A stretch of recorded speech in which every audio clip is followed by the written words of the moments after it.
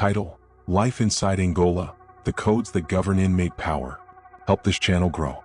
Like the video, leave a comment, and subscribe for more stories. This helps us a lot. Thank you. The story begins. Entering Angola. Why codes exist. Angola Prison is not just a correctional facility. It is a self-contained world. Spanning more than 18,000 acres in rural Louisiana, the Louisiana State Penitentiary, known simply as Angola, is one of the largest maximum security prisons in the United States. Its size, isolation, and population create conditions unlike almost any other prison. And in environments like this, formal rules alone are never enough.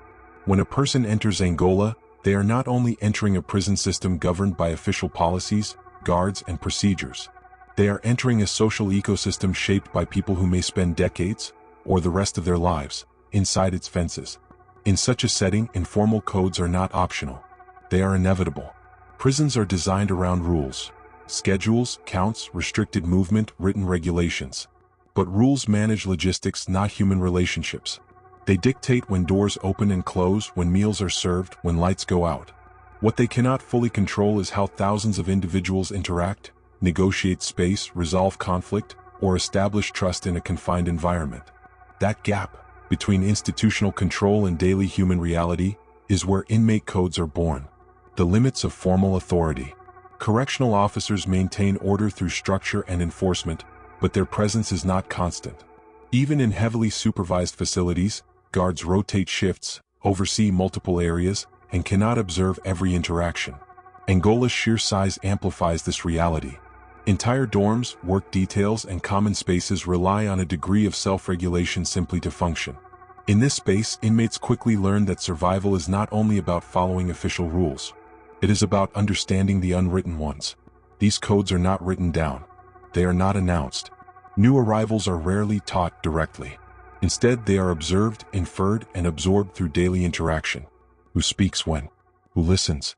Who resolves disputes? Who stays neutral? Who commands quiet respect without raising their voice? For someone entering Angola for the first time, this can be disorienting. The official orientation explains schedules and procedures. The unofficial orientation begins the moment the gates close behind them. Why codes form? Human beings organize themselves wherever groups exist under pressure. History shows this repeatedly, in ships at sea, in refugee camps, in remote labor settlements, and in military units. Prisons are no different. In fact, the pressure is often greater. Angola houses many individuals serving extremely long sentences.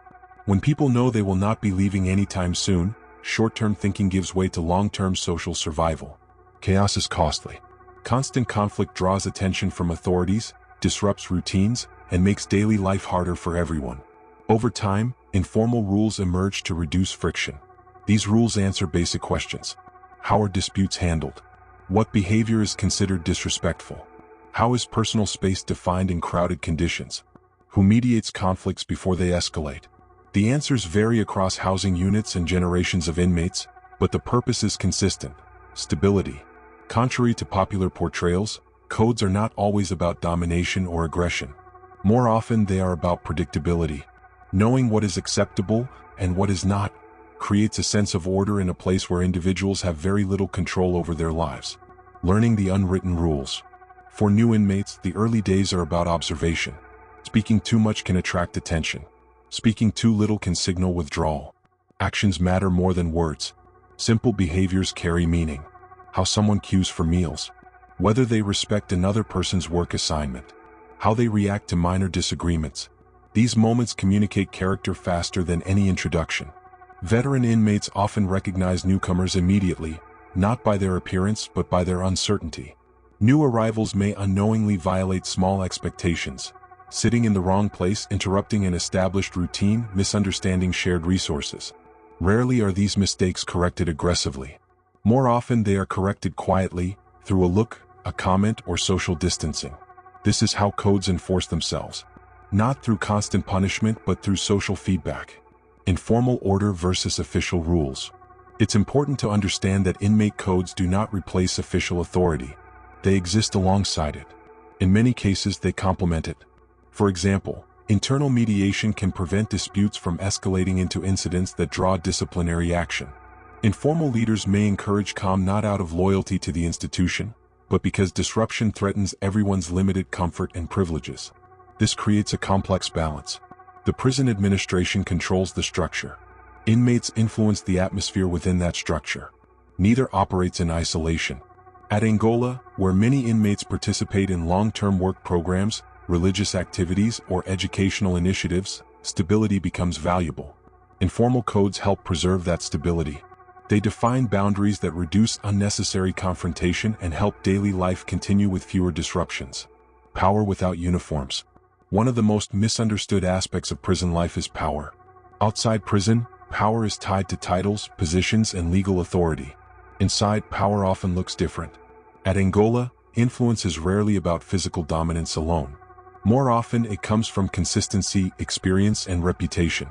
Individuals who have navigated the system for years understand how things work, what causes problems, what avoids them, and how to communicate effectively across different groups.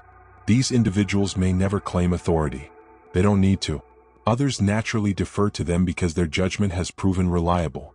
This is how informal leadership forms, not through force but through trust built over time.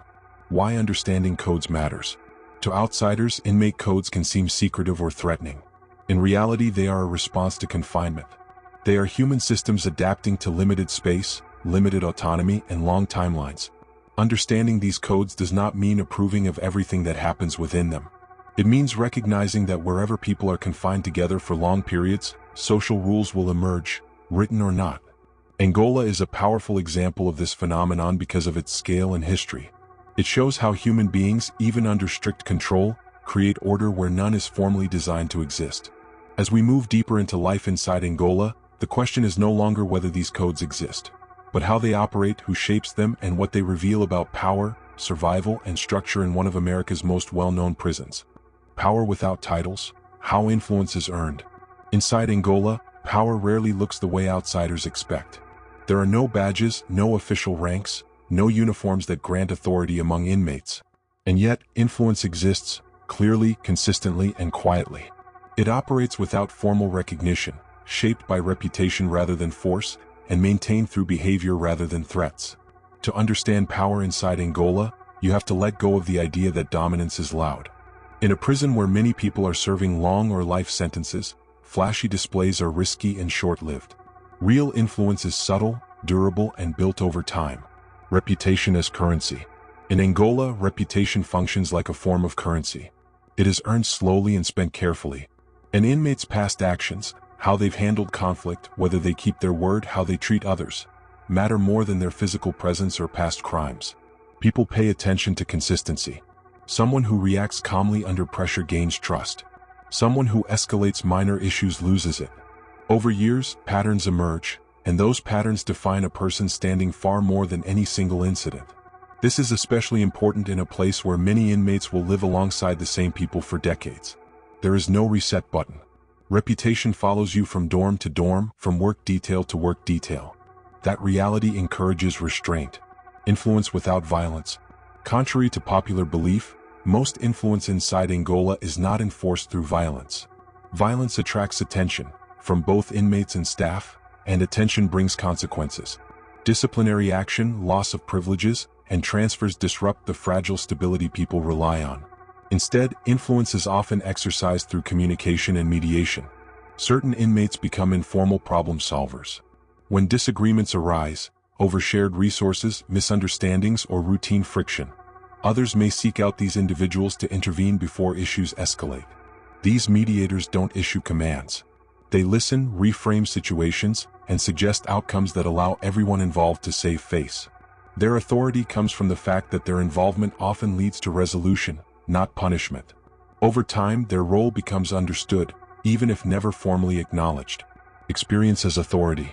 Length of time served plays a significant role in shaping influence. Inmates who have spent many years inside Angola understand the rhythms of the institution. They know how policies are applied in practice, which rules are strictly enforced, and where flexibility exists. This knowledge is valuable. Newer inmates often lack context and may misinterpret situations, overreact, or misunderstand institutional responses. Experienced inmates can offer perspective, not as mentors in an official sense, but as sources of practical insight. Experience also teaches patience. Long-term incarceration reshapes priorities. Immediate victories matter less than long-term stability. Those who adapt to this mindset often gain quiet respect from others navigating the same reality. The role of reliability. Reliability is one of the most powerful traits inside Angola. People remember who follows through and who doesn't. A person who consistently shows up for work assignments, honors informal agreements, and avoids unnecessary drama becomes someone others can depend on. This reliability extends beyond favors or transactions. It applies to emotional responses as well.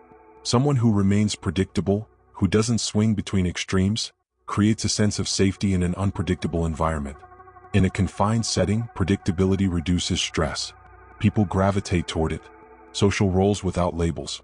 Over time, informal roles emerge inside Angola. These roles are not assigned and are rarely spoken aloud, but they are widely recognized. Some individuals become organizers, people who help coordinate shared responsibilities or keep routines running smoothly. Others act as connectors, maintaining communication across different groups. Some serve as stabilizers, stepping in when tensions rise. What's notable is that these roles are often voluntary and situational. They exist because the community benefits from them, not because anyone demanded them. When someone abuses their position or oversteps, their influence erodes quickly. This self-correcting aspect is crucial. Power that isn't backed by formal authority must be constantly maintained through behavior. The moment it stops serving the group, it disappears. Respect over fear. Fear is unstable. It creates resistance, resentment, and eventual backlash. Respect, on the other hand, sustains itself. Inside Angola, respect is earned by how someone navigates constraints. People notice who avoids unnecessary conflict, who shows fairness in disputes, and who understands the unwritten boundaries of shared space. Respect does not mean approval or friendship. It means recognition. It means others acknowledge your presence and judgment as legitimate. In an environment where options are limited, that recognition holds real weight. The cost of misusing influence. Influence inside Angola is fragile, can be lost faster than it is gained. Those who attempt to leverage their reputation for personal gain, by manipulating others or creating division, often find themselves isolated. Isolation is one of the most powerful social consequences inside prison. Without formal punishment, someone can lose access to informal networks, shared resources, or support. This kind of exclusion makes daily life significantly harder. Because of this, individuals with influence are often cautious. They understand that maintaining balance is more important than winning arguments. Their goal is continuity, not control. Power within limits. It's essential to recognize that all inmate influence exists within strict institutional boundaries. Correctional officers retain ultimate authority, and serious violations result in formal consequences regardless of informal status. This reality shapes how power is exercised. Those with influence tend to operate below the threshold that draws official intervention. They work within the system, not against it. In many ways, this dynamic reflects a broader truth about power. It is most effective when it is least visible. What this reveals about human systems. Angola demonstrates something fundamental about human behavior. When people are confined, stripped of autonomy, and placed under long-term pressure, they still create structure. They still organize, assign meaning, and establish order, even without formal permission. Power inside Angola is not chaotic. It is negotiated, contextual, and constantly evolving. It depends less on force and more on trust, experience, and restraint. When codes are broken, consequences, control, and survival. Every system, formal or informal, is defined not only by its rules but by what happens when those rules are ignored. Inside Angola, the inmate codes that shape daily life are no exception. These unwritten rules rely on shared understanding and mutual restraint, but they also depend on consequences, often subtle, sometimes severe, and almost always social rather than physical. Breaking the code does not usually result in dramatic confrontations. More often, the consequences unfold quietly over time, reshaping a person's place within the prison's social landscape. ####The first line of consequence. Social signals. The earliest response to a code violation is rarely direct punishment. Instead, it begins with signals. Conversations stop when a person approaches. Eye contact disappears. Requests go unanswered. The individual may find themselves excluded from informal routines that once made daily life manageable. In a place like Angola, these small changes matter. Access to shared knowledge, how things work, who to talk to, when to stay quiet, is essential.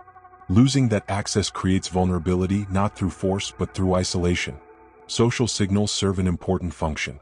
They allow the community to correct behavior without escalating conflict. They also provide the individual with a choice: adjust and reintegrate, or continue down a path that leads to deeper exclusion.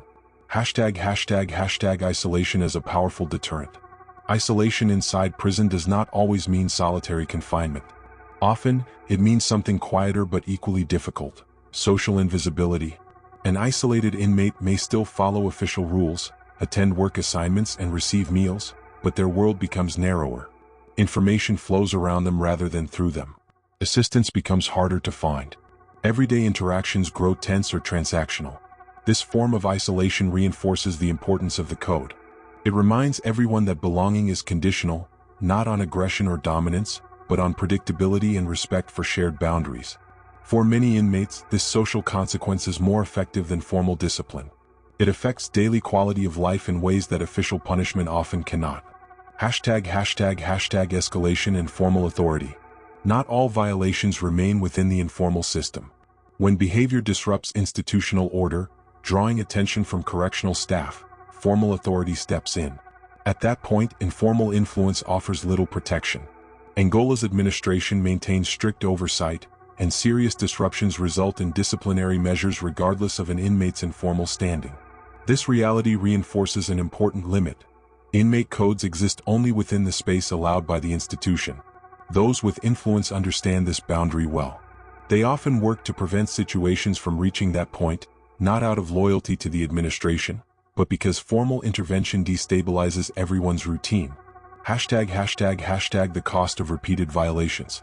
A single misstep does not define an inmate's trajectory. Patterns do. Repeated disregard for the code, interrupting routines, escalating minor disputes, refusing to respect shared space, gradually erodes trust. Once trust is gone, recovery is difficult. Angola is a long-term environment. People remember patterns of behavior. Apologies matter less than consistent change, and consistent change takes time. Some inmates manage to rebuild their standing by adapting, observing, and adjusting. Others remain on the margins, navigating prison life with fewer informal supports. Their experience is often more stressful, more uncertain, and more isolating. Codes as both protection and pressure. It's important to acknowledge the dual nature of inmate codes. On one hand, they provide structure. They reduce chaos, prevent constant conflict, and allow people to coexist under extreme constraints. On the other hand, they impose pressure. Living under unwritten rules requires constant awareness. Every action is interpreted. Every reaction is noted. For some, this creates a sense of security. For others, it becomes an additional psychological burden layered on top of confinement. The need to remain vigilant, to avoid missteps, to maintain standing, can be exhausting. In this way, the code both protects and constrains. It offers order, but at the cost of continuous self-monitoring. Psychological survival in a controlled world. Over time, inmates adapt not only their behavior but their mindset. Survival inside Angola is as much psychological as it is social. Understanding the code becomes a way of reclaiming a small measure of agency. When official rules dictate nearly every aspect of life, informal systems provide a sense of predictability. Knowing how people will respond, what is acceptable, what isn't, reduces uncertainty. That reduction matters in an environment where uncertainty can be overwhelming. However, this adaptation comes with trade-offs. Long-term immersion in rigid social codes can make reintegration into the outside world challenging. Behaviors that ensure survival inside prison do not always translate beyond its walls. What Angola reveals about power and control. Angola's inmate codes reveal a broader truth about power. Control is not maintained solely through force or authority.